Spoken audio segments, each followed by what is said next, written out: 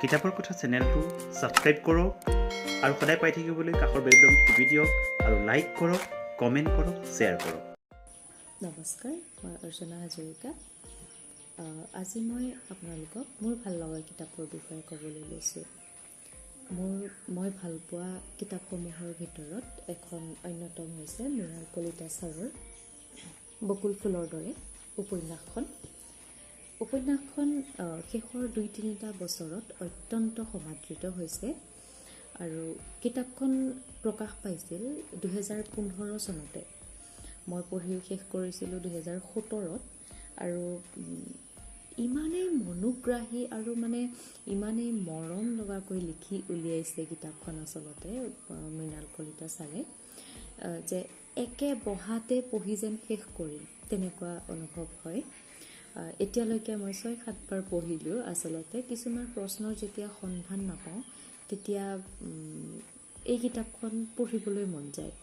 এনেকুৱা কিছুমান পৰিস্থিতি, এনেকুৱা কিছুমান সংবেদনশীল সময়ৰ কথা ইয়াত কোৱা হৈছে, বিশেষকৈ শৈক্ষিক জীৱনত ঘটা।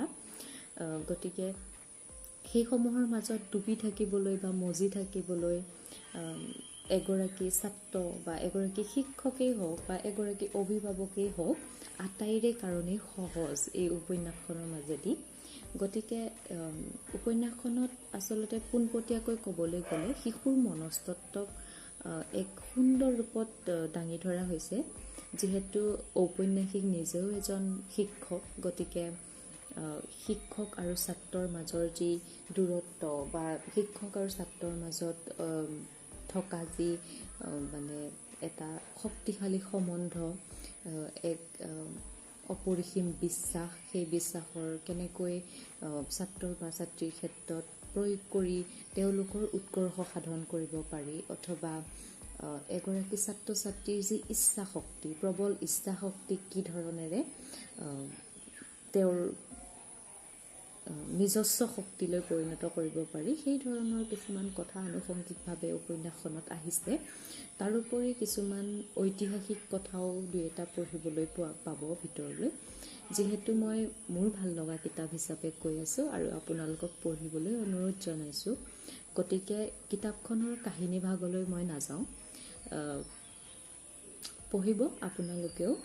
যদি কিনিবলৈ অসুবিধা হয়, ক্ৰয় কৰিবলৈ অসুবিধা হয়, তেতিয়াহ'লে আপোনালোকে যিহেতু অলপ দিনৰ আগতে কিতাপখন উপন্যাসখন পাঠ কৰিছে, আমাৰ ৰেডিঅ'ত পাঠ কৰি যোৱা হৈছে, গতিকে ইউটিউবত বিচাৰিলেও আপোনালোকে শুনিবও পাৰিব। খুব ধুনীয়াকৈ কৰিছে তেওঁলোকে। আৰু বিশেষ কি কওঁ, পঢ়ক আপোনালোকেও, পঢ়ি আপোনালোকৰ অভিজ্ঞতা কওক। ধন্যবাদ। কিতাপৰ কথা চেনেলটো আপোনাৰ যদি ভাল লাগিছে আৰু আপোনাৰ যদি প্ৰিয় গ্ৰন্থ আছে, তেতিয়া আপুনি তলত কমেণ্টত আপোনাৰ প্ৰিয় গ্ৰন্থখনৰ নামটো জনাই দিয়ক।